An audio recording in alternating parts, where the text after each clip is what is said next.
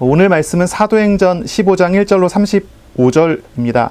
주 예수의 은혜로 구원받는 줄을 믿노라 라는 제목으로 우리가 함께 하나님의 말씀을 나누겠습니다.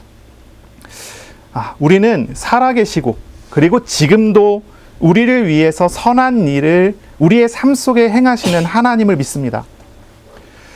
우리는 창조자이시며 세상을 섭리하고 다스리시는 하나님을 믿는 것입니다. 우리와 함께 하시고 우리 가운데 역사하시는 하나님은 능력이 참 많으신 하나님이십니다. 이 하나님은 택하신 자들에게 찾아와 사랑을 주시고 구원하시고 때에 따라 도우시고 인도하시는 그런 하나님이십니다. 우리가 예수님을 영접해서 믿었다는 것은 우리가 하나님의 택함을 받은 사람이라는 것입니다. 저 높으신 하나님의 뜻과 계획 가운데 우리가 있는 것이고 내가 있는 것이고, 그리고 하나님은 세계를 움직이시는 하나님의 그 지혜를 가지고 나의 오늘을 준비하시고 응답 주시고 인도하신다는 것입니다. 이렇게 하나님께서 주시는 은혜, 하나님께서 주시는 역사하심, 인도하심을 알아가는 시간이 되시기를 바랍니다. 우리의 신앙의 목적이 무엇일까요? 우리의 신앙의 목적, 우리가 이 세상을 살아가는 목적이 무엇입니까? 어떤 것이 우리의 목적이 될 수 있겠고 어떤 것이 우리의 진짜 목적이 되겠습니까? 웨스트민스터 소요리 문답에서는 인생의 제일 되는 목적을 하나님께 영광 되는 것이다 라고 그렇게 고백을 했습니다. 오늘 우리에게 있어서 제일 되는 목적이 무엇이겠습니까? 하나님께 영광, 그럼 뭔가 이렇게 뜬구름 잡는 것 같고 멀리 있는 것 같죠? 확 당겨와서 우리가 이야기하고 싶어요. 우리는 하나님을 알아가는 것이 우리의 오늘의 목적이어야 될 것입니다. 하나님을 알아가는 것입니다. 하나님을 알아갈 때 그것이 하나님께 영광이고 우리의 삶에 하나님께 주시는 축복이 됩니다. 우리가 예배하는 것, 우리가 기도하는 것은 무엇을 하기 위함입니까? 하나님을 만나기 위함이고 하나님과 교제하기 위하는 그런 것입니다. 하나님과의 만남과 교제가 없는 기도와 예배는 참 기도와 참 예배가 아니에요. 하나님을 만나는 시간이 기도의 시간이고 하나님을 만나는 시간이 예배의 시간이 되는 것이기 우리가 참된 목적을 이루는 그런 시간이 되는 것이죠. 오늘 예배를 통해서 하나님과 교제하고 오늘 예배를 통해서 하나님의 말씀으로 충만한 그런 시간이 되셨으면 좋겠습니다. 그런 은혜가 있었으면 좋겠습니다. 나의 삶이 정말로 변화되는 것은 하나님께서 우리를 만나주시고 하나님의 뜻과 계획 가운데 내 자신이 발견되고 하나님의 인도하심 속에 나아갈 때 되는 것입니다. 내 마음에 맞는 좋은 말을 듣는 시간이 아니라 내 마음을 흡족하게 하고 내 마음을 위로해주는 어떤 내게 코드가 맞는 그런 말씀을 듣는 시간이 아니라 하나님의 말씀을 듣는 시간이 되어져야 합니다. 하나님께서 나에게 뭐라고 말씀하시는지, 하나님께서 나에게 무엇을 가르쳐 주시는지 그걸 찾는 시간이 되어야 합니다. 말씀하시는 하나님을 인격적으로 대면하는 시간이 되고 내 마음과 내 생각과 내 판단이 다 내려놔지고 나를 만나주시는 하나님께서 나에게 심어주시는 하나님의 마음으로 가득하고 하나님의 생각으로 하나님의 판단으로 충만히 채워지는 그런 시간이 되시기를 바랍니다. 오늘 말씀은 이제 예루살렘에서 이루어진 이제 그 교회 회의가 이제 나오게 됩니다. 이것을 우리가 이제 공의회 이렇게 부르기도 합니다. 공의회, 공회 이렇게 부르기도 해요. 예루살렘에서 일어났었던 최초의 공의회라고 하는 것입니다. 예루살렘 교회와 안디옥 교회 지도자들이 모여서 이루어진 공의회인데 여기서는 중요한 것 한 가지, 정말 중요한 것 한 가지를 결정하고 그리고 정말 중요하지는 않지만 임시적으로 교회를 위해서 결정한 내용 4가지가 이제 결정이 되는 그런 장면이 흘러갑니다. 여기에는 중요한 한 이단이 등장을 하는데요. 우리가 이렇게 표현하고 싶어요. 율법주의 이단이라고 표현하고 싶어요. 율법주의 이단이 등장을 합니다. 이 율법주의 이단은 예수 그리스도를 믿어서 구원을 받는 것이 아니라 예수를 믿는 동시에 율법을 지켜서 구원을 받아야 된다라고 주장하는 그런 사람들입니다. 이 사람들에 대해서 이 이단들에 대해서 사도 바울이 갈라디아 1장에 언급을 하고 표현을 하죠. 갈라디아 1장에 이렇게 얘기합니다. 우리가 전한 복음 외에 다른 복음을 전하는 자는 저주를 받을지어다. 그리고 이 다른 복음이라고 하는 것이 율법으로 구원받는다고 이야기하는 그런 율법주의 이단이 되겠습니다. 우리가 좀 앞서서 가서 이렇게 본다면요. 사도행전 10장쯤에 중요한 변화가 하나 일어나죠. 중요한 변화. 사도행전 10장에 베드로가 이방인 백부장 고넬료의 집에 들어가서 이 고넬료에게 하나님의 말씀을 증거하고 거기에 성령께서 이방인인 고넬료에게 내려오고 그래서 베드로가 거기에서 고넬료에게 세례를 베푼 일이 있었습니다. 유대인으로서 그리고 율법을 따라가는 율법을 지키는 유대인으로서 이방인과 같은 집에 같은 식탁에 앉아서 또 이방인에게 세례를 베풀어 교회의 일원으로 받아들인 사건이 일어난 거죠. 이게 굉장히 중요한 한 변화가 일어난 사건인데 그 전까지는 복음을 오직 유대인들에게만 증거했었거든요. 그런데 최초로 이방인인 백부장 고넬료에게 복음이 증거된 사건이 나온 거예요. 바로 이 사건이 알려지게 되자 예루살렘 교회에서 율법주의적인 사람들이 베드로에게 시비를 걸기 시작했습니다. 베드로에게 시비를 걸었어요. 할례를 받지도 않은 이방인, 이 얘기는 뭐냐면 율법을 따르지 않고 율법을 지키지 않고 하나님의 백성 무리인 이스라엘에 들어오지 않은 외부 사람이라는 그런 뜻입니다. 그런 사람의 집에 들어가서 겸상을 하고 그리고 그런 사람에게 세례를 베푼 것을 가지고 율법을 어겼다고 시비를 건 것입니다. 그때 베드로가 이야기를 하죠. 이것은 내가 한 것이 아니라 성령께서 주도하셔서 하신 일이다. 이런 이야기를 해요. 하나님께서 가라고 했고 그래서 갔더니 준비되어 있었고 거기서 하나님께서 말씀을 전하라 해서 전했고 말씀을 전하라 해서 전하는데 성령께서 내려오시니까 내가 어떤 사람인데 하나님의 성령을 회방하고 맡겠느냐, 당연히 해야지. 그러면서 이제 했다는 거예요. 이런 얘기를 쭉 한 거죠. 그때 온 교회가 하나님의 성령께서 하신 일, 하나님께서 하신 일로 그 일을 받아들이고 온 교회가 하나님을 찬양하고 이방인 사역을 거기에서 승인을 합니다.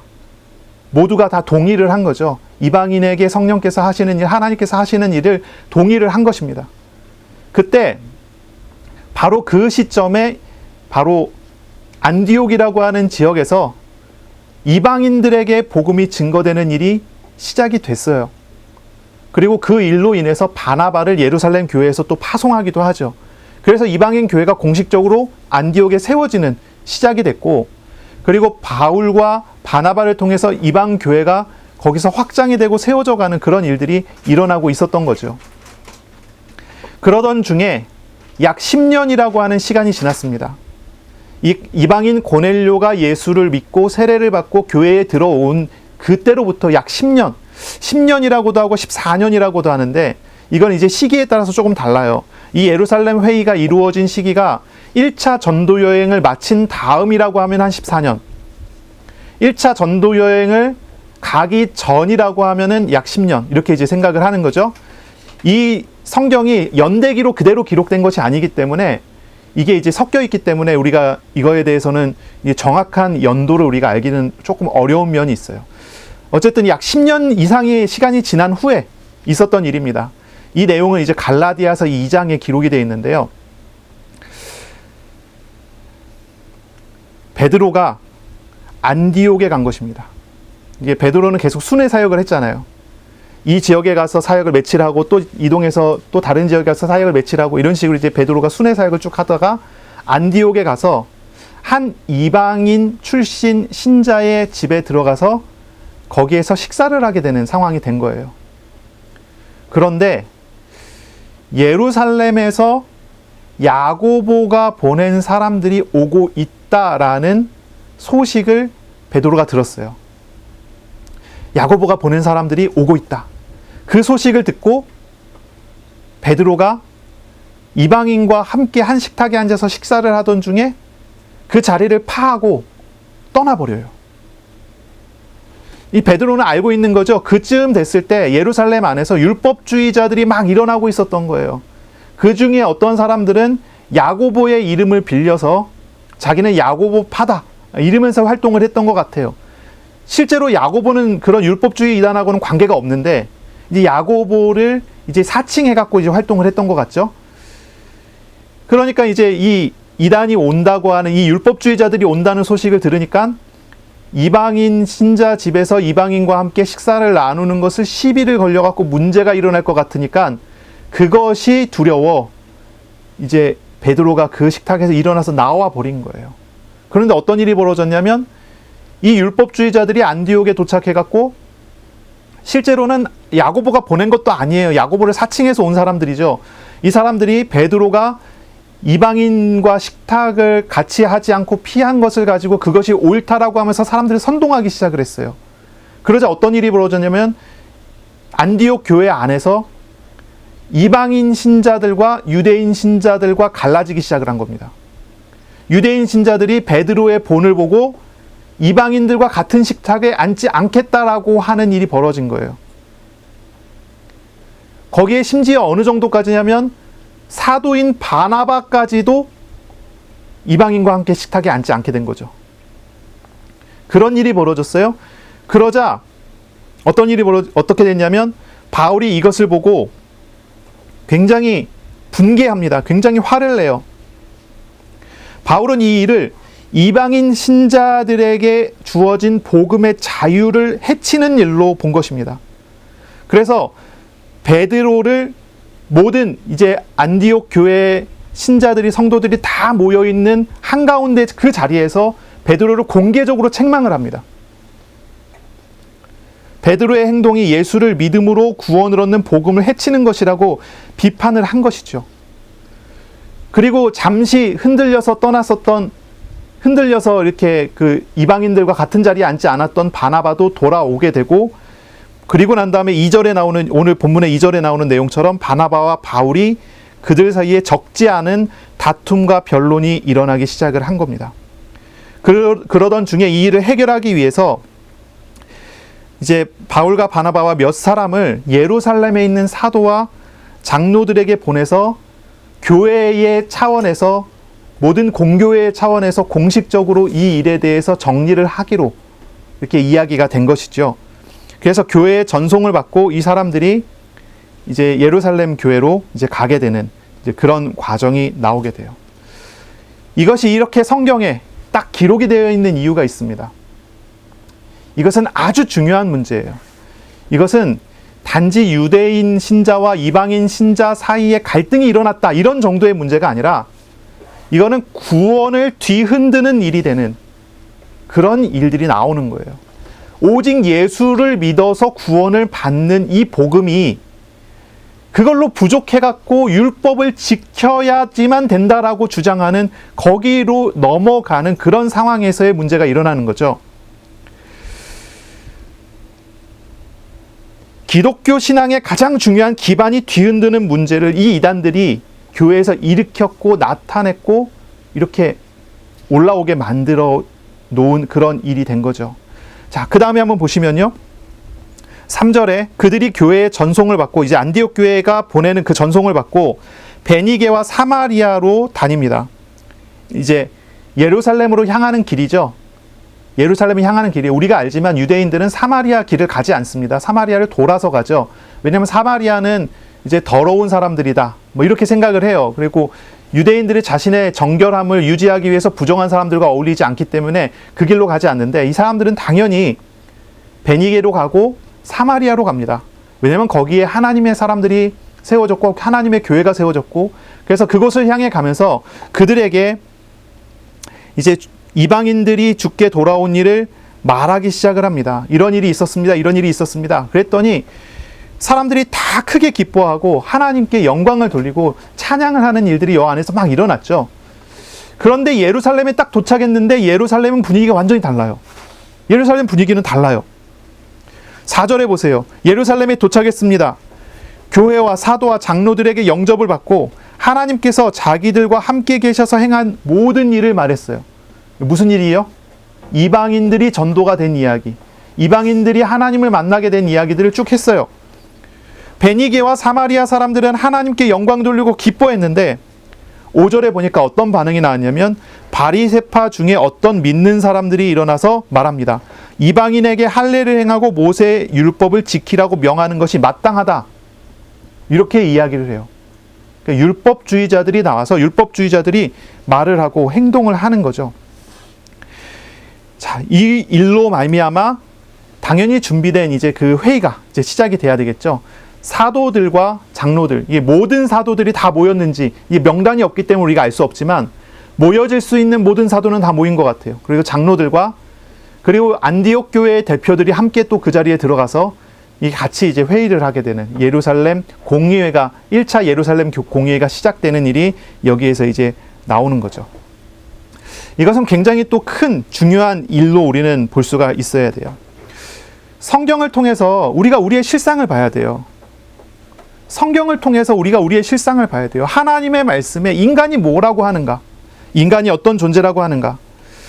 성경을 통해서 보면 인간은 하나님의 형상으로 창조됐어요.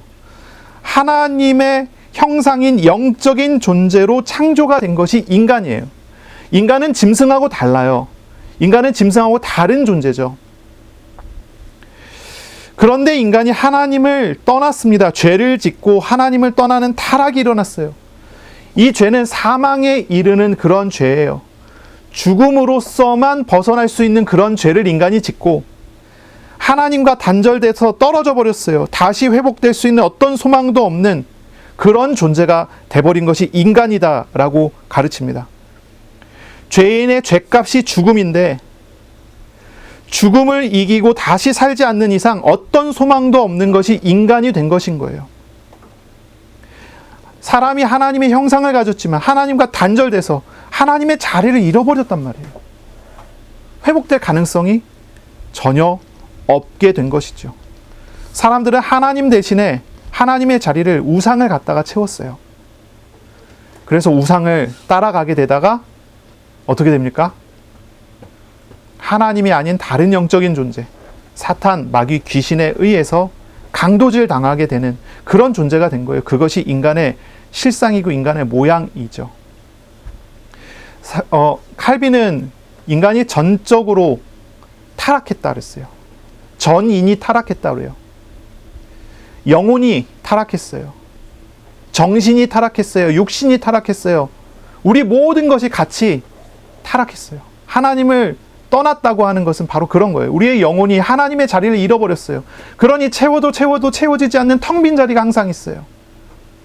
우리의 정신과 우리의 마음과 우리의 육신이 하나님과 함께 할 때 온전한데 하나님을 잃어버렸어요. 그러니 온전할 수가 없는 거예요.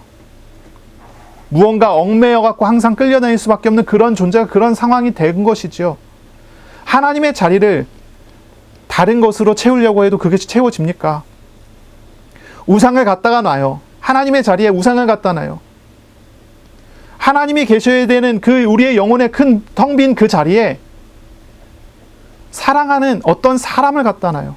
그런데 그 사람이 하나님께서 우리의 마음을 만족하게 하고 우리의 마음에 평안을 주는 것처럼 우리에게 평안을 줄 수 있습니까?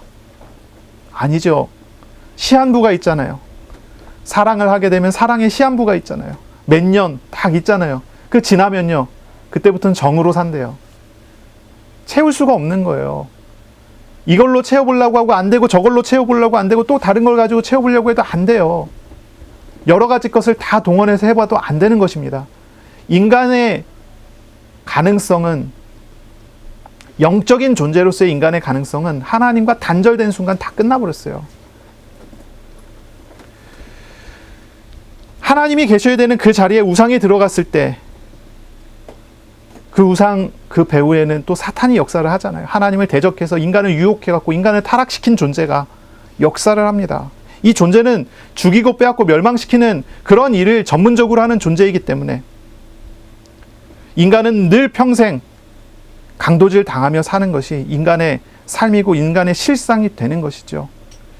인간은 구제가 불능한 그런 상황 속에 처해져 있는 것입니다. 그런 중에 하나님께서 사람을 구원하신 거예요. 그런 중에 하나님께서 사람에게 찾아오신 것입니다. 성경에 하나님께서 주신 구원을 뭐라고 이야기합니까? 성경을 우리가 자세히 읽어보면요, 우리는 알 수가 있어요. 하나님께서는 인간의 실상을 드러내시는 일을 먼저 하셔요. 인간이 어떤 존재인지를 가르치고 보여주고 나타내시는 일을 먼저 하십니다. 인간이 죄인임을, 인간이 소망이 없는 존재임을 알게 하세요. 그리고 인간의 노력과 힘이 아니라 하나님의 전적인 사랑과 하나님의 희생을 통해서 은혜로 구원을 얻도록 하셔요. 그것이 하나님의 구원의 방식이고 구원의 방법이었어요. 이스라엘이 400년간 애굽의 노예 생활을 하면서 소망 없다 하고 고통 중에 울부짖으며 부르짖으며 비명을 지르고 있을 때 하나님께서 그들에게 찾아오셔서 그들을 구원하셨어요. 이스라엘의 능력과 이스라엘의 노력과 이스라엘의 공로로 구원을 받은 게 아니에요. 하나님의 은혜로 구원받았어요. 그들을 구원하시는 날 하나님께서는 아들 하나님, 성자 하나님의 예표인 어린 양을 죽이게 만들었어요. 이스라엘이 구원받는 것은 하나님의 희생을 담보로 해서 구원을 받았어요. 그것이 구원이에요. 그렇게 하나님은 하신 거예요. 사사기 역사를 보세요. 사사기 역사를 보면 이스라엘 역사가 계속 흘러가요. 그들이 하나님을 떠나 우상을 섬기고 있다가 망했어요. 망해서 그냥 망한 정도가 아니라 견딜 수가 없는 정도 수준까지 가니까 이들이 비명을 지르기 시작했어요.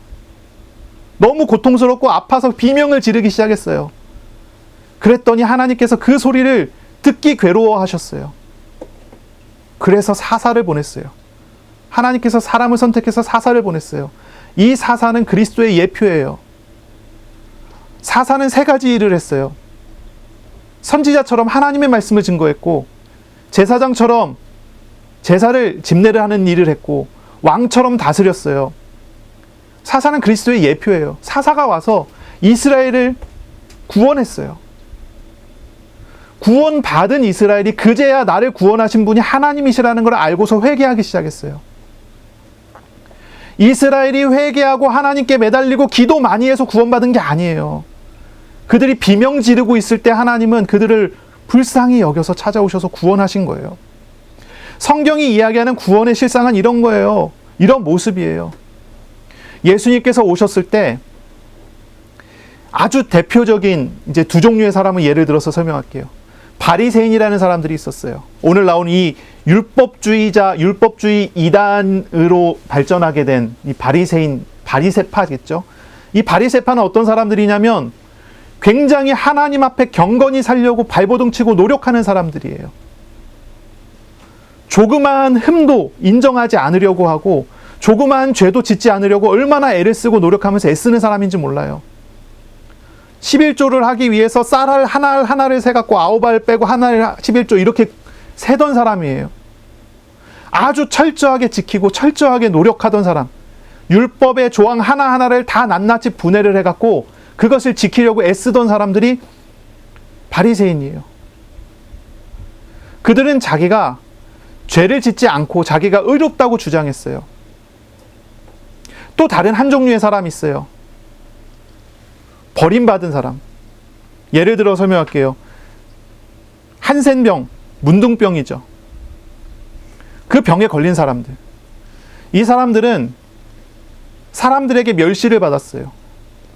사람들에게 왕따를 당했어요. 사람들과 함께 같은 마을에 살지 못했어요. 전염병이라 해갖고 마을 바깥에 쫓아내갖고 쫓겨나갖고 살아야 했어요. 문둥병 걸렸다 하면은 뭐라고 얘기냐면 저주받은 병이라고 그랬어요. 저 사람이 죄를 졌기 때문에 그 죄로 인해서 저런 병에 걸린 것이다. 그래서 엄청 멸시를 받았어요. 예수님께서 오셨을 때 예수님 누구와 함께 하셨습니까? 나는 죄인이라고 이야기하고 나는 죄로 말미암아 저주받았다고 이야기하는 문둥병자에게 찾아가서 그를 구원하시고 그와 함께 하셨어요. 바리새인이 찾아왔을 때는 바리새인에게 말씀하셨어요. 외식하는 자라고 그랬어요. 위선자라고 그랬어요. 그 바리새인과 함께 사람들이 모였을 때 산상수훈이라는 말씀을 가르치셨어요. 우리 주님께서. 율법을 다 지켰다고 이야기하는 사람들한테 정말로 그것이 율법을 지킨 것인지 물어봤어요. 살인하지 말라고 했는데 그래서 너희들이 살인하지 않았다고 이야기하는데 성경을 잘 보라고요. 형제를 두고 바보 취급하는 사람은 이미 살인한 것이 아니냐. 간음하지 말라고 하는 말씀을 들었는데 여자를 보고 음욕을 품은 자는 이미 간음한 것이 아니냐. 율법을 다 지켜서 행했다고 하는 사람들은 위선자들이에요. 실제로 율법을 지키지 못하고 있으면서 율법을 지키는 척했다고 이야기를 하세요. 성경이 이야기하는 구원의 내용이 어떠냔 말이죠. 그것은 내가 어떠한 존재인지를 알게 하고 하나님께서 나를 어떻게 짊어지셨는지를 보여주는 그런 과정이었어요. 인간의 노력과 힘이 아니라 하나님의 사랑으로, 하나님의 은혜로 구원받는 거라는 걸 가르쳐 주는 거예요. 저 높은 곳에 계신 창조자이시며 섭리자이신 하나님이 인간이 되셔서 오신 것입니다. 저 크신 분이 아주 작아지셨어요. 낮아지셨어요. 왜 낮아지셨습니까? 가장 낮은 자에게 찾아오시기 위해서, 죄인들에게, 고통받는 사람들에게, 나 같은 사람에게 찾아오기 위해서 낮아지셨어요. 나와 함께 하십니다. 낮은 자들과 함께 하셔요. 그리고 나 같은 사람을 짊어지셔요. 예수님께 많은 병자들이 나왔습니다. 예수님께서 그 병자들을, 환자들을 물리치지 않고 다 받아주셨습니다. 그들을 고쳐주셨어요. 그들의 질병을 고쳐주셨어요. 하나하나 고쳐주셨어요. 모든 병과 약한 것들을 다 고쳐주셨어요. 그리고 마태복음에 정확하게 표현을 합니다. 이것은 예수님께서 그들의 질병과 약한 것을 친히 담당하신 것이다. 예수님께서 그들을 고치시기 위해서 그들의 병과 그들의 약한 것과 그들의 죄를 다 짊어지시고, 우리 주님은 우리 대신, 나 대신 십자가에서 고난 당하셨어요. 십자가에서 죽으셨어요. 나를 구원하시기 위해서. 가장 낮은 곳에 있는 나에게 찾아오셔서 가장 낮은 곳으로 가셨어요. 나를 짊어지고 가셨어요. 그리고 우리를 낮은 곳에서 높이세요. 우리를 구원하세요. 하나님의 자녀 삼으세요. 하나님 나라의 백성 삼으세요. 영광스러운 자리로 나를 이끌어 가세요. 하나님의 사랑과 은혜의 절정은 십자가에 있고요. 우리의 구원은 우리의 힘과 우리의 능력이 아니라 전적인 하나님의 은혜로 되는 것입니다. 구원의 두 가지 측면 정도를 우리가 좀 이야기하고 싶어요. 이제 구원의 두 가지 측면 하면은 뭐 칭의와 성화 이렇게 얘기도 하기도 합니다. 칭의는 우리를 법정적으로 하나님의 자녀로 선언하고 우리가 죄인이 아니라 하나님 앞에서 의인이라고 선언하는 것을 칭의라고 합니다. 성화는 무엇일까요? 성화? 이제 구원받은 사람으로서 이제 삶으로서 우리의 삶 속에서 구원을 이루어가는 그것을 이야기하는 것이 또 성화라고 하는 내용이죠. 한번 생각해 보세요. 죄인인 나를 짊어지시고 십자가에 못 박히신 바로 그 예수님을 영접하여 믿었다. 그 사람은 어떤 사람입니까? 이제 다시는 정죄함이 없는 사람입니다. 정죄함이 없어요. 더 이상 죄를 묻지 않습니다. 그래서 로마서 8장 1절 2절 그러므로 그리스도 예수 안에 있는 자에게는 결코 정죄함이 없나니 죄를 묻지 않습니다. 예수를 믿었으면 하나님은 우리에게 죄를 묻지 않아요. 이는 성령의 생명의 법이 죄와 사망의 법에서 너희를 해방하였음이라. 예수 그리스도의 생명이, 예수 그리스도의 성령의 능력이, 그 법이 우리를 죄와 사망의 법에서 해방하였기 때문에 우리 하나님께서는 우리에게 더 이상 죄를 묻지 않습니다. 그것이 칭의예요. 그것이 구원입니다. 이건 법정적인 구원이죠. 그리고 우리는 또 실제적인, 실제 삶에서의 구원을 우리가 이야기해야 돼요. 우리가 구원받았다고 이야기하면 내가 죽어서 천국 가는 것, 하나님 나에게 죄를 묻지 않는 것, 이것이 구원의 전부가 아니에요. 물론 이것이 구원의 기초이기는 합니다. 우리의 실제적인 면에서의 구원은 무엇입니까? 실제적인 면에서의 구원. 나의 죄를 다 짊어지시고 십자가에 죽으시고 부활하신 그 예수님께서 나에게 찾아오셔서 나와 함께 하시게 된 것, 하나님께서 나를 붙드시고 나와 동행하시게 된 것, 나와 동행하시는 그것이 우리가 현재 얻은 구원입니다. 신비한 그리스도와의 연합이 곧 구원입니다. 나는 죄에 대하여 예수님의 십자가에 죽었고 그리고 나는 의에 대하여 예수님과 함께 다시 산 사람이 된 것입니다. 갈라디아 2장 20절이죠. 내가 그리스도와 함께 십자가에 못 박혀 죽었습니다. 이게 어떤 내가 죽은 것이죠? 죄인인 나, 죄의 얽매인 나, 죄에 노예되어 있던 나는 예수의 십자가에 못 박아 죽어버렸습니다. 그리고 내가 지금 삽니다. 부활하시고 지금 생명으로 나에게 오신 예수와 함께 삽니다. 변화된 내가 살아가요. 이것이 실제의 구원이고 실제의 구원에 받은 사람의 삶입니다. 나는 여전히 내 안에는 죄성이 있고 나는 여전히 육신을 떠나기 전까지는 내 안에는 죄가 있어요. 그런데 나와 함께 하시는 주님께서 나를 죄인의 삶을 살게 하지 않고 하나님과 동행하는 축복된 사람의 삶을 살게 하세요. 그것이 실제적인 삶이고 실제 구원의 내용입니다. 요셉이 하나님과 동행했습니다. 우리와 똑같아요. 여호와 하나님께서 요셉과 함께 했습니다. 여호와 하나님께서 삼위일체 하나님께서 내 마음에 오셔서 나랑 함께 하세요. 똑같아요. 그랬더니 요셉이 어떻게 됩니까? 형통한 자가 되었습니다. 하나님과 함께하는 증거가 그의 삶에 나타납니다. 요셉은 우리와 동일한 사람이에요.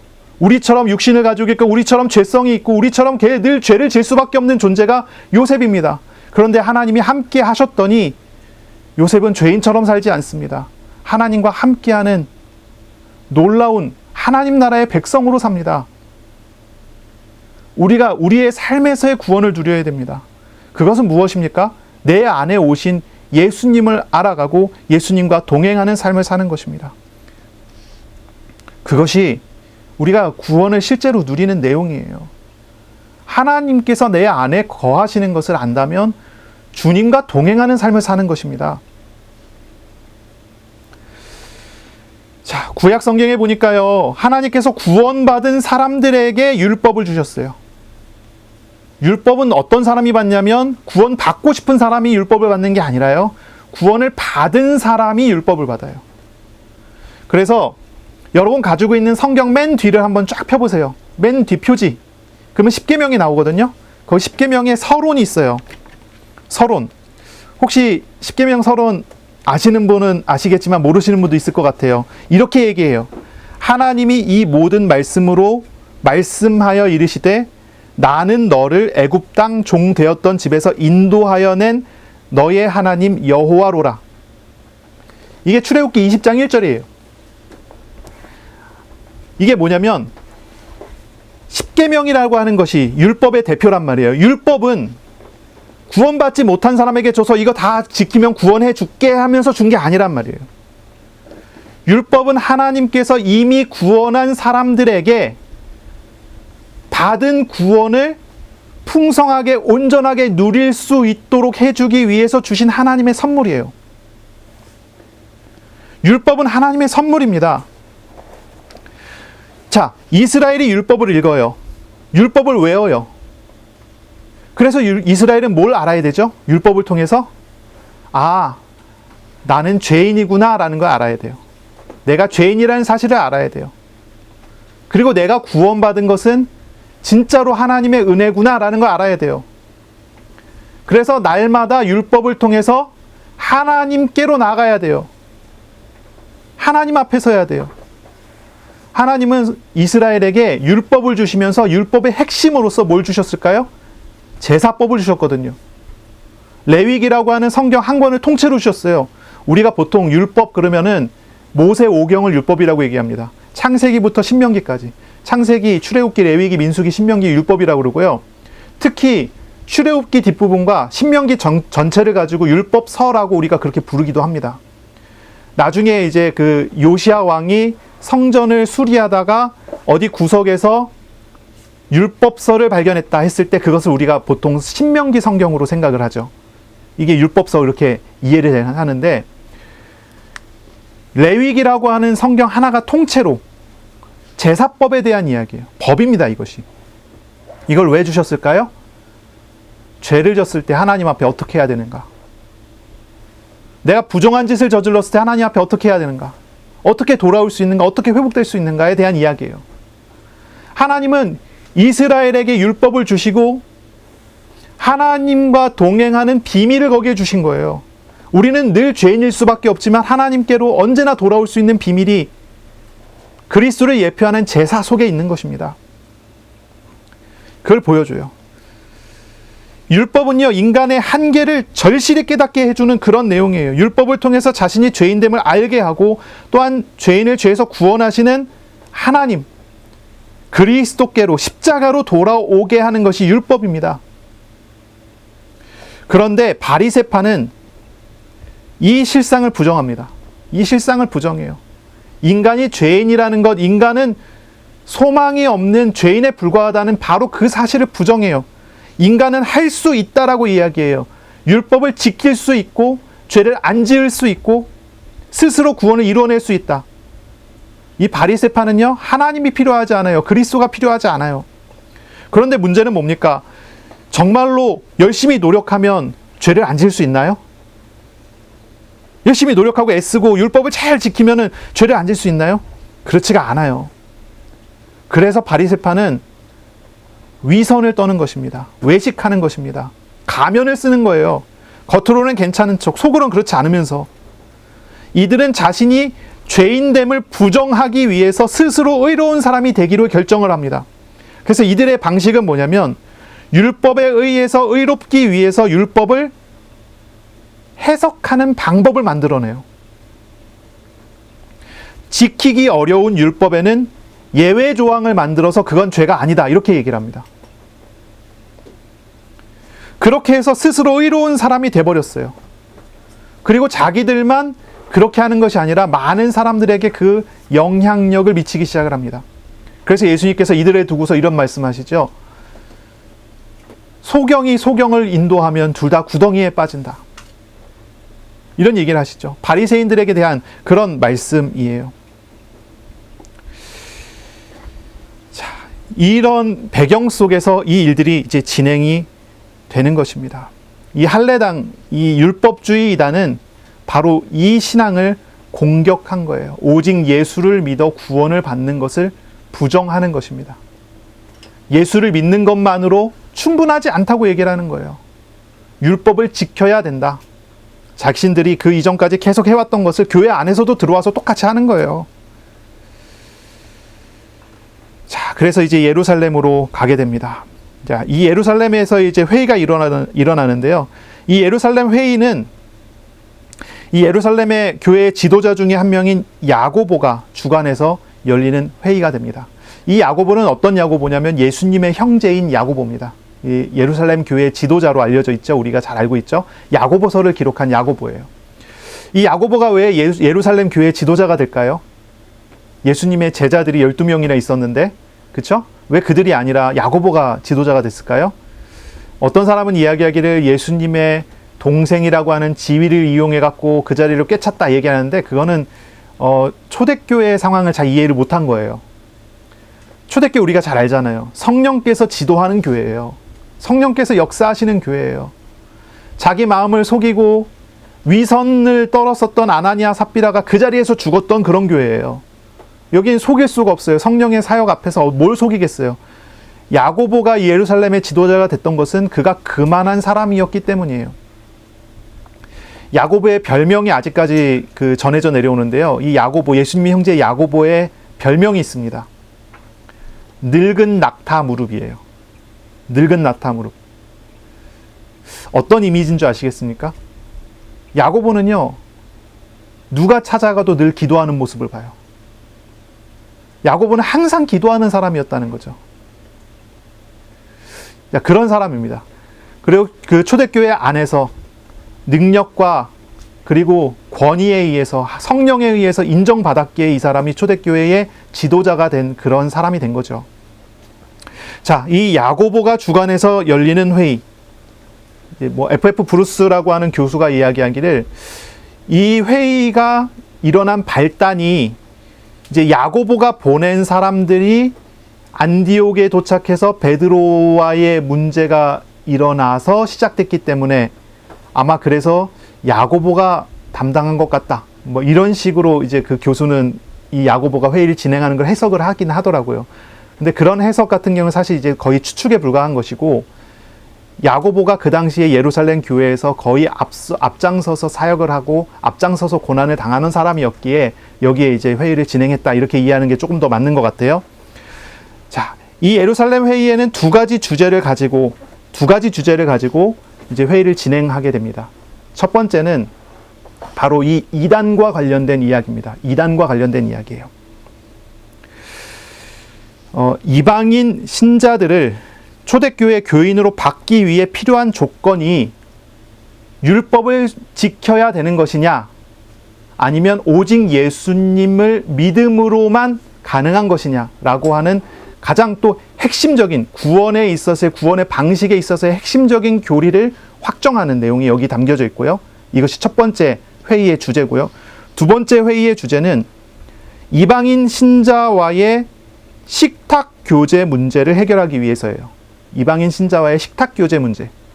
이게 왜 그러냐면 베드로가 이방인 신자와 식탁 교제를 하려 하다가 문제가 발생했잖아요. 그래서 이것에 대한 해결을 하기 위해서 이 두 가지의 주제를 가지고 이게 시작이 된 거죠. 자, 이제 베드로가 말을 하기 시작합니다. 이제 7절에 보시면 많은 변론이 있은 후에 그랬어요. 이제 여기에는 이제 모든 회의의 내용이 다 기록되지 않습니다. 우리가 알지만 핵심적인 것만 요약적으로 기록이 되어 있어요. 성경은 뭐 회의록이 아니에요. 성경은 성령께서 우리에게 전달해 주실 메시지만 적혀갖고 넘겨갖고 우리에게 오는 거예요. 그래서 이 안에는 베드로의 연설이 있고요. 그리고 바울과 바나바가 한 말들이 나오고요. 나오지 않죠. 그냥 간략하게만 나오고, 그 다음에 야고보가 정리를 하고 야고보가 회의의 결론을 내리는 것까지 나와요. 요 사이에 굉장히 많은 말들이 있었을 거예요.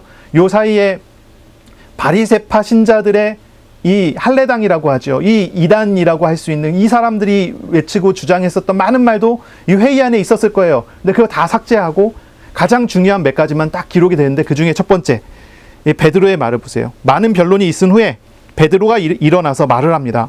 7절입니다. 형제들아, 너희도 알거니와 하나님이 이방인들로 내 입에서 복음의 말씀을 들어 믿게 하시려고 오래전부터 너희 가운데서 나를 택하시고, 또 마음을 하시는 하나님이 우리에게와 같이 그들에게도 성령을 주어 증언하시고 믿음으로 그들의 마음을 깨끗하게 하사 그들이나 우리나 차별하지 아니하셨느니라. 이렇게 얘기를 하죠. 이 베드로가 바울이 이제 그 안디옥에서 책망을 하고 난 다음에 다시 정신이 돌아왔어요. 돌아와서 예루살렘에서는 바른 고백을 해요. 바른 고백을 합니다. 뭐라고부터 얘기하기 시작하냐면, 이방인들이 복음의 말씀을 듣고 믿게 된 것은 우발적인 사건이 아니에요. 하나님께서 오래 전부터 준비하신 일이고, 그 일을 위해서 하나님께서 베드로 자신을 선택하셨다라고 이야기해요. 이방인 사역은 하나님의 주권 속에 있고 하나님의 목적 속에 있는 것이고 하나님이 하신 일이다라고 이야기를 하는 거죠.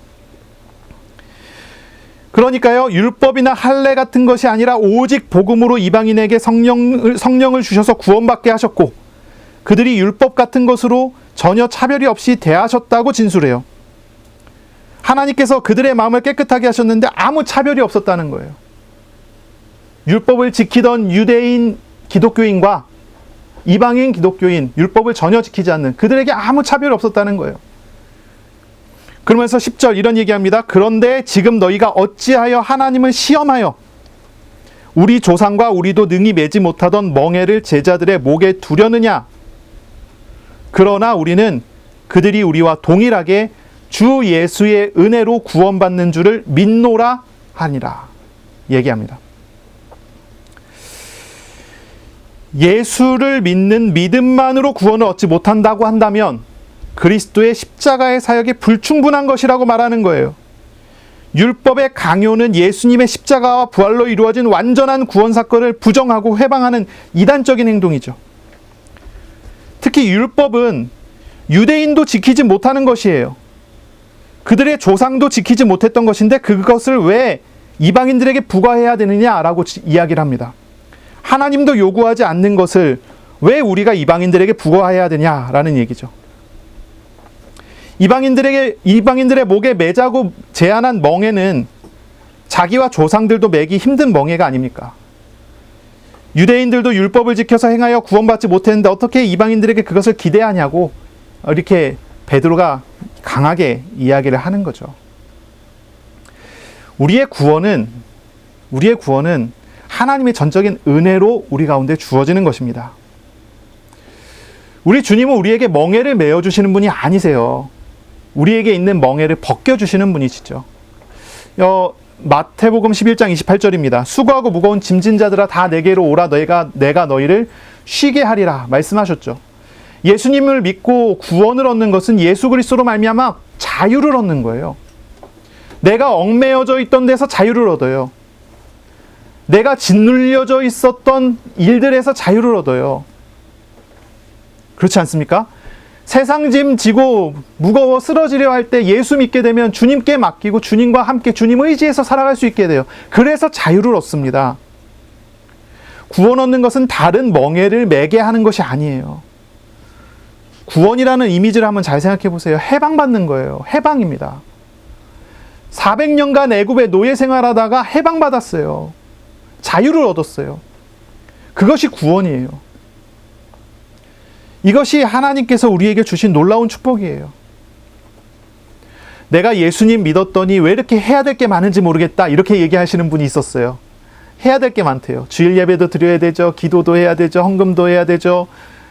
막 해야 될 게 많대요. 교회는 또 왜 이렇게 모임이 많은지 수요 예배가 있고 우리 교회는 수요 예배도 없고 금요 예배도 없습니다. 새벽 기도도 없습니다. 그런데 이제 막 그런 얘기를 하는 거예요. 예수 믿었더니 하지 말아야 될 게 너무 많고 또 해야 될 게 많고 예수를 믿는 게 참 무거운 멍에를 맨 것 같다. 막 이렇게 얘기를 하는 사람이 있어요. 그건 뭐예요? 그건 뭘까요? 여기 나오는 그 바리새파 사람들이 원하는 신앙의 모양이에요. 그게 바리새파 사람들이 원하는 신앙의 모양이에요. 해야 될 것과 하지 말아야 될 것을 율법주의적으로 정리를 해서 해야 되는 거예요. 제가 예전에 한 안수 집사님을 만났어요. 막 대화를 조금 하는데 그분이 막 제가 교회 다니고 막 이렇게 얘기를 하니까 막 그렇게 신나갖고 얘기를 하는 거예요. 자기는 안수 집사님인데 침례교 안수 집사님이래요. 그러면 침례교 안수 집사님이면 장로교회에서는 장로님쯤 돼요. 근데 그분이 이제 막 얘기를 하는데 뭐라고 하냐면 자기가 옛날에 주일날 온 가족이 함께 차를 타고 교회를 간 것이 아니라 서해안 고속도로를 타고 놀러 갔다가 대형 사고가 났대요. 차는 바로 폐차됐대요. 사람들은 안 다치고 살아남았대요. 그 얘기를 하면서 예배 잘 드려야 된다고, 주일 성수 잘해야 된다고, 하나님이 치신다고 막 이렇게 얘기를 하는 거예요. 하나님이 치신다. 자, 그분은 주일 성수를 어떻게 하죠? 주일 예배를 어떻게 드리는 거죠? 하나님께 벌 안 받으려고. 이게 무슨 개념이죠? 율법주의라는 개념이에요. 율법주의적인 개념, 율법주의적인 신앙생활. 벌 안 받으려고 신앙생활하고 복 받으려고 신앙생활이에요. 지키면 복 받고 지키지 않으면 벌 받는다라는 개념을 가지고 신앙생활 열심히 해요. 이게 율법주의적인 신앙생활이에요. 내가 뭔가를 하면 하나님께 보상을 받는다는 생각. 하나님은 은혜의 하나님이 아니라 하나님은 재판관 하나님이에요. 법을 가지고 항상 판결하시는 하나님. 그래 나는 그 법에 얽매여져 있는, 법의 노예가 되어 있는 사람, 율법의 멍에에 딱 매여 있는 사람, 이렇게 되어 있는 거죠. 바리새파 사람들이 요구한 게 그거예요. 그거 해야 된다. 이방인 신자들 할례받게 하고 율법 지키게 만들어갖고 율법의 멍에 아래 들어가게 만들어야 된다. 이렇게 주장을 하는 방식이죠. 근데 예수 믿는 게 그런 건가요? 예수 믿는 거 그런 거 아니에요. 예수님은 그렇지 않아요. 예수 믿는 거 그런 거 아니에요. 예수님 믿고 얽매임이 많이 생겼다면 무엇인가 잘못된 길에 들어선 거예요. 그렇다면 돌아서서 예수님께로 다시 가야 돼요. 예수님 안에는 참 자유가 있어요. 예수님 믿고 뭔가 해야 될 게 참 많아졌구나 생각한다면 그것도 잘못 길에 들어선 거예요. 예수님 믿으면 나에게 오셔서 내 마음에 들어오셔서 나와 함께 하시는, 주님 의지하면서 주님과 함께 주님 인도받으면서 함께 길을 걸어가는 것이 그게 신앙생활이에요. 주님 안에 있으면 주님 주시는 마음을 배워요. 주님과 함께 살아가면 주님께서 이끌어 가시는 준비하신 응답을 받아요. 저는 이런 표현 참 많이 썼는데요. 요즘엔 많이 안 쓰는 것 같은데, 예수님과 함께 하면요, 나의 삶이요, 참 신기하고 놀라운 삶으로 변화돼요. 신기하고 놀랍다니까요. 내가 하는 게 아니에요. 내 능력으로 하는 게 아니에요. 그런데 하나님께서 나와 함께 하셔서 나의 삶에 준비된 것들을 경험하게 하세요. 나의 삶을 하나님께서 예비하신 응답으로 나아가게 하세요. 하나님은 나보다 나를 얼마나 더 잘 아시는지 나에게 가장 필요한 것을 시간표에 맞춰서 인도해 가시고 은혜 내려주셔요. 인도하세요. 주일날 예배 드리는 것이 멍에를 매갖고 안 드릴 수가 없어서 억지로 가서 예배 드리는 것이 아니라, 주일날 예배 드리는 것이 내가 하나님을 만나는 평안하고 안식하는 시간이 돼서 하나님께 예배 드리는 것이 나에게 쉼이 되고 나에게 힘이 되고 나에게 능력이 돼요. 안 그렇습니까? 저는 그런데요. 네. 예수님 믿으면 주님과 함께 길을 가야 됩니다. 그것이 내가 실제적인 구원을 누리는 길입니다. 예수님 믿었다고 이야기하고 구원받았다고 이야기하면 나의 삶에 지금 역사하시는 하나님과 동행하는 삶을 사는 사람인 것입니다. 그렇게 우리가 인도받아 가야 돼요. 신앙생활은 참 자유한 것입니다.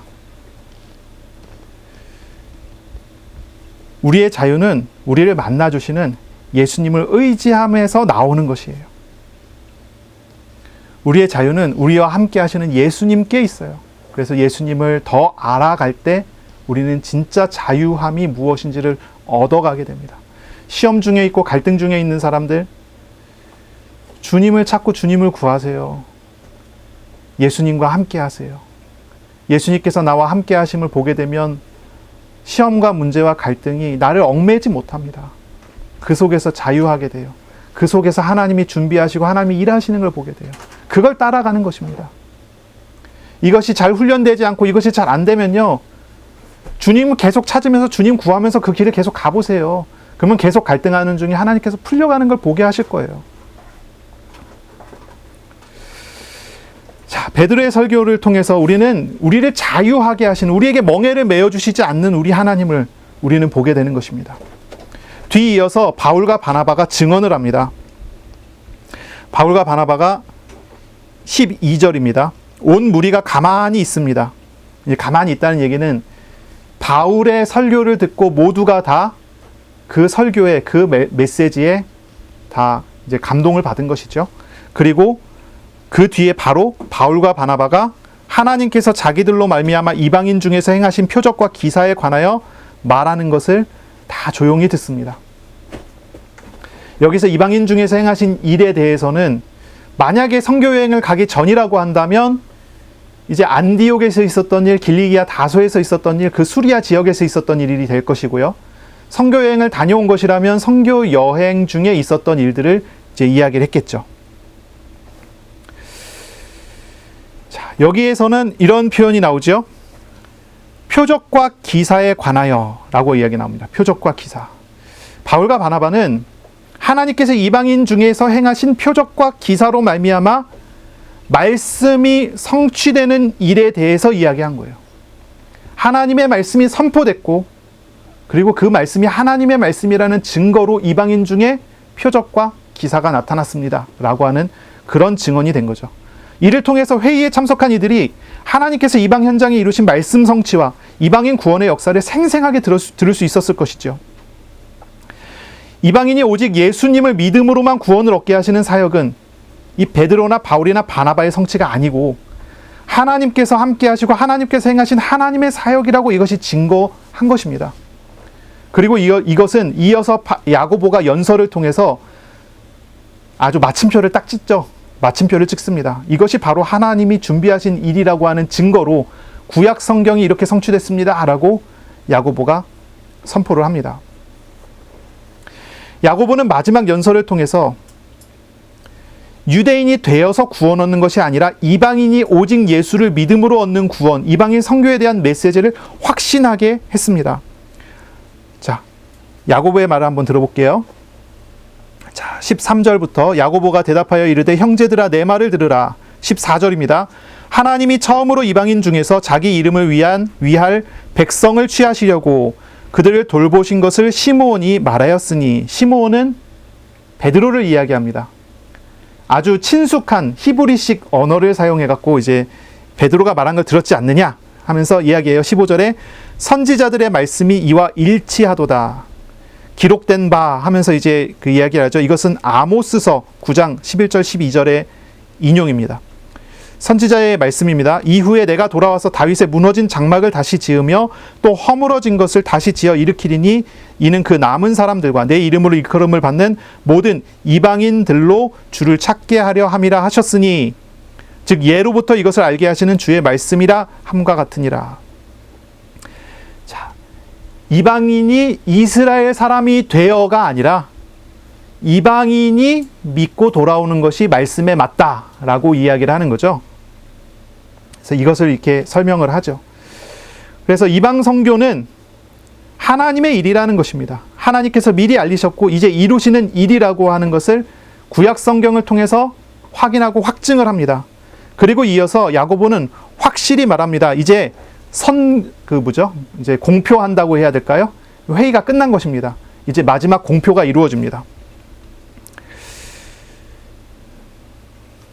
19절입니다. 그러므로 내 의견에는 했는데, 이 의견이라고 하는 단어가 크리노라고 하는 단어예요. 의견이라고 여기는 번역을 했지만 의견이라는 단어보다는 판단하다, 결정하다라는 의미의 해석이 가능한 단어예요.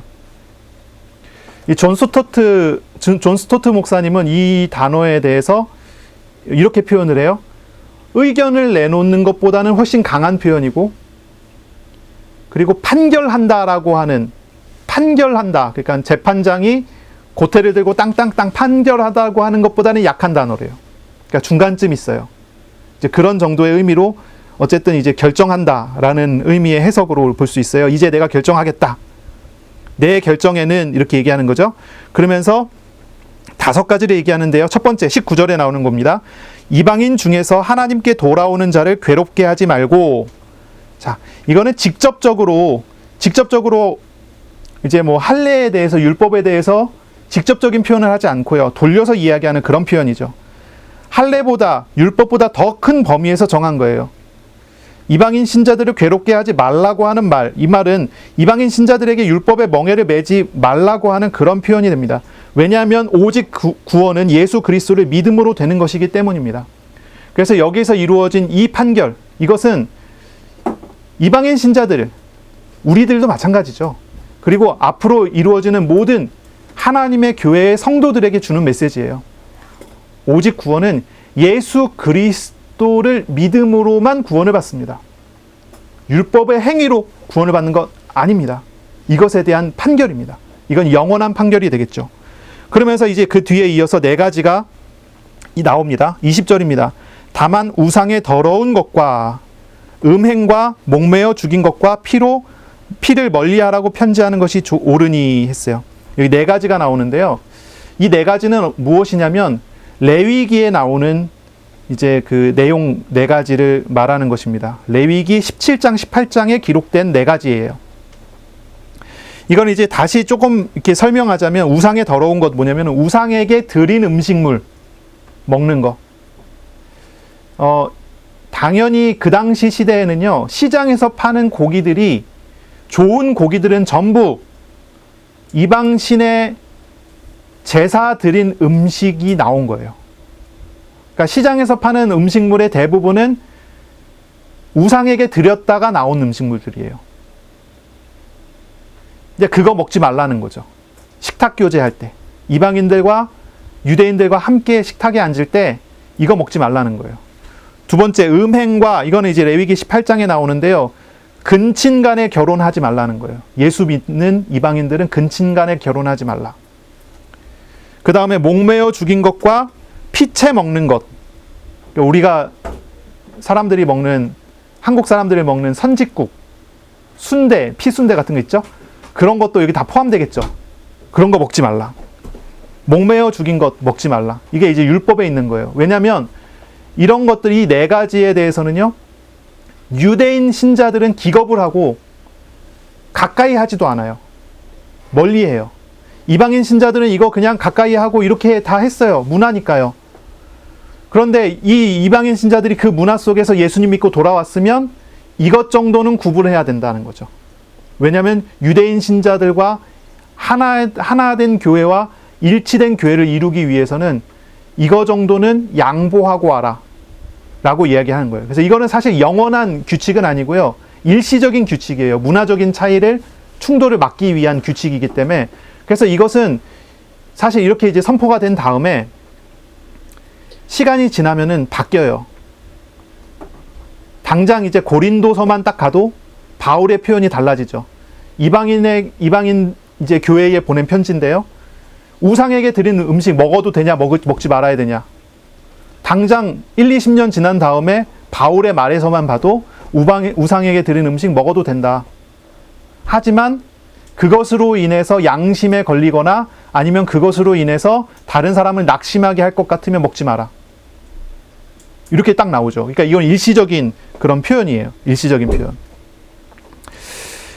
자, 이 예루살렘 회의에서의 금지 결정. 이것은 우리가 율법으로서 받을 것이 아니고요. 이것조차도 우리가 율법으로 받을 게 아니고요. 우리가 바르게 보고 바르게 해석하면서 받을 수 있어야 됩니다. 아직도 예루살렘의 이제 규정이라고 해갖고, 예루살렘 회의의 규정이라고 해갖고 이것을 이대로 지켜야 된다고 주장하는 사람들이 있어요. 없지 않습니다. 굉장히 좀 율법주의적인 그런 교단과 그런 사람들 중에 이런 거 하는 사람이 있어요. 그래서 지금도 선짓국 절대 안 먹고 막 이런 사람들이 있어요. 그런데 우리가 이걸 그렇게 받을 것은 아니다라는 생각이에요. 그렇게 받을 게 아니에요. 이런 표현이 있어요. 본질과 비본질. 들어보셨나요? 본질과 비본질. 이제 17세기 사람인데요. 이제 카톨릭의 이제 주교였다가 카톨릭에서 나와서 이제 개신교에 들어왔다가 나중에 다시 카톨릭에 돌아갔다가 카톨릭에서 다시 카톨릭 비판하다가 수도원에 어디 갇혀갖고 돌아가신 분이 있어요. 좀 희한한 이제 과정을 겪으신 분인데, 그분이 이런 표현을 썼어요. 마르코 안토니오 도미니스라는 사람인데요. 본질에는 일치를, 비본질에는 관용을, 모든 일에는 사랑을. 들어보셨나요? 이런 말을 썼어요. 본질에는 일치를, 이 말은 진리라고 하는 것은 일치해야 돼요. 진리가 틀어지면 이거는 일치할 수 없어요. 진리는 일치돼야 돼요. 그래서 이쪽 분파와 저쪽 분파가 있어요. 장로교와 감리교가 있어요. 본질에서 어디가 틀어졌다 그러면은 함께 갈 수 없어요. 일치할 수 없어요. 그런데 진리가 동일하면 일치할 수 있어요. 그런데 비본질에는 관용을, 비본질은 뭐 어떤 겁니까? 진리가 아닌 것이에요. 문화적인 것. 그 영국 사람과 프랑스 사람이 달라요. 문화적인 차이가 있어요. 이런 것에는 관용을, 서로가 관용을 베풀라 이 얘기죠. 그리고 모든 일에는 사랑으로 해야 돼요. 이게 아주 유명하게 된 것이 이 분 뒤에 이제 리차드 백스터라고 하는 청교도 이제 신학자가 이것을 인용을 하고 쓰기 시작하면서 굉장히 유명해져갖고 많이 써요. 이 말을 많이 쓰는데, 우리가 볼 수 있는 건 이런 거예요. 진리와 관련된 것에 있어서는 우리가 확실하게 해야 돼요. 진리는 허용할 수가 없어요. 진리를 침범해 오는 것은 확실히 잘라내야 돼요. 이단들이 진리를 가지고 도전에 들어오면 그건 잘라내야 돼요.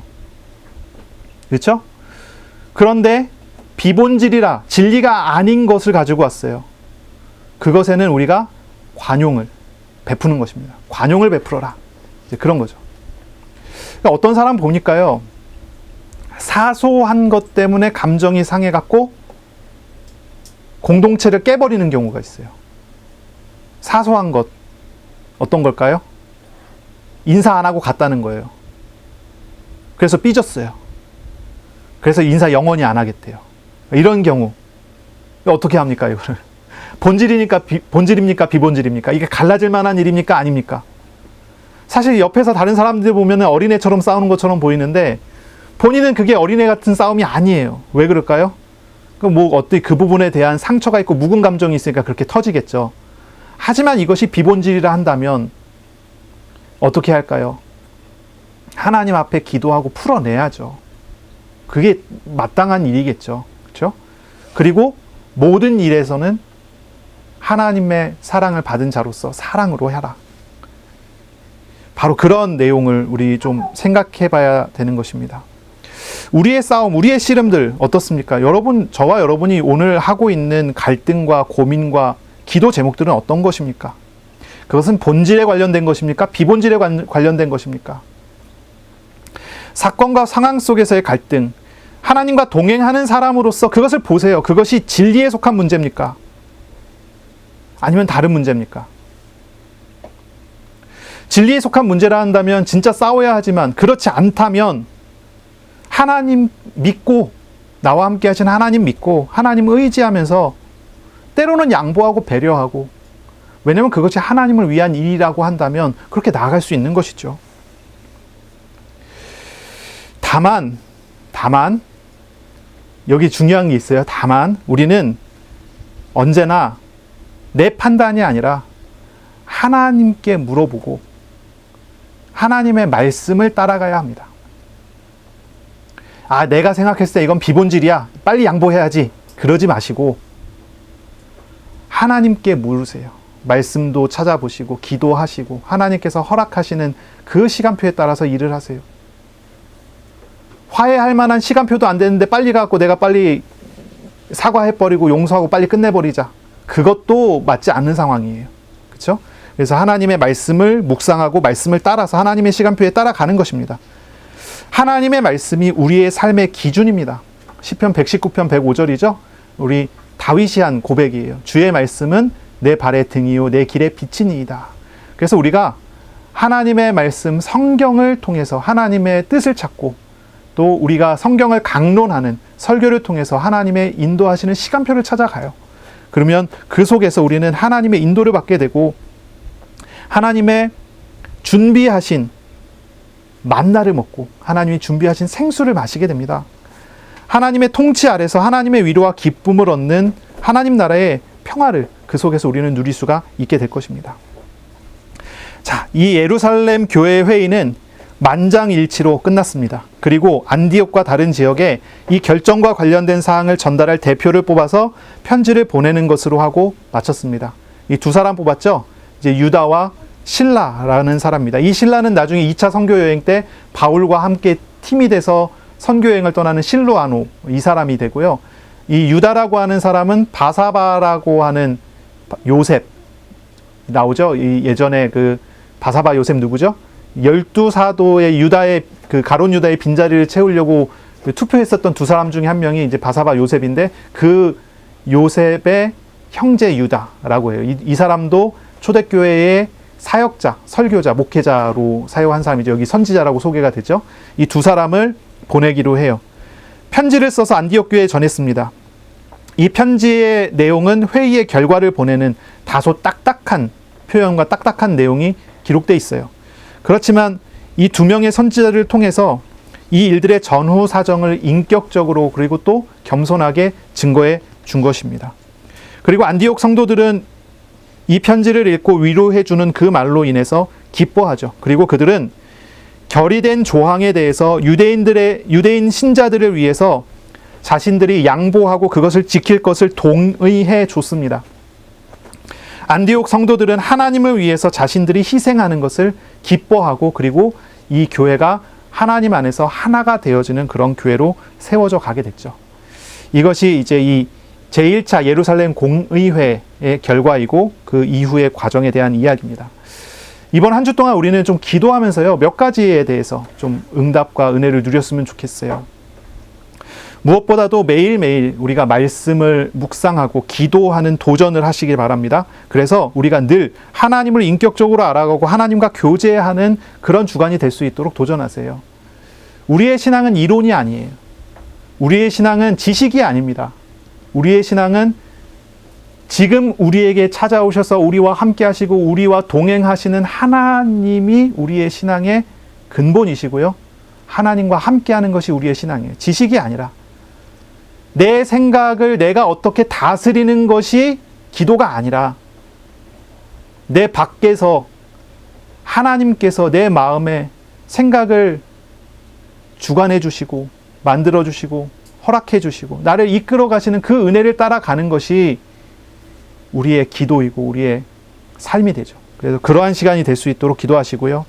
두 번째는 무엇보다 우리 자신의 실상을 바로 보고 내가 죄인 됐다는 것, 내가 영적으로 정말 무능한 존재라는 사실을 정말 뼈저리게, 뼈가 저리면 안 되겠죠. 하여튼 알아갈 수 있도록 내가 어떤 존재인지 나의 실상이 뭔지를 바로 보고 그리고 날마다 예수 그리스도의 은혜를 간구하며 주님 의지하는 마음으로 주님과 함께 삶을 걸어가는 그런 날이 되시기를 바랍니다.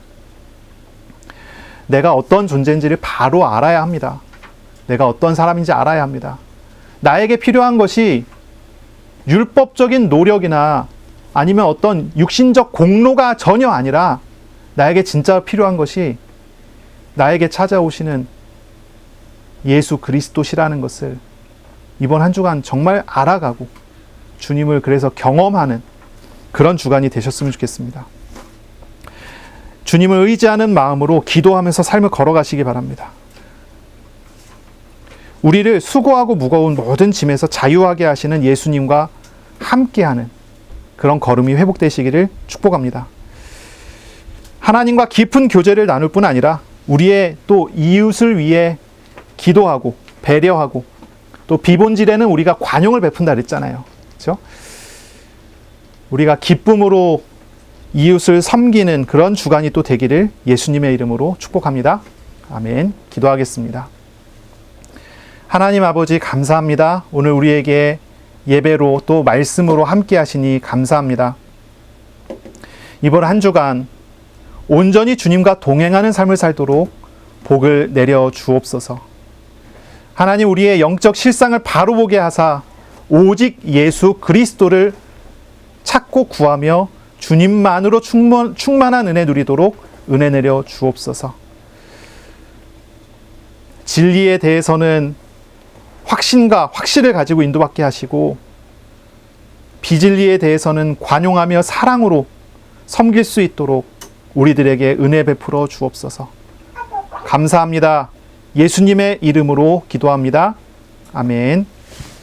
우리 구주 예수 그리스도의 은혜와 하나님의 사랑하심과 성령님의 교통하심이 이제로 영원까지 항상 함께 있을지어다. 아멘.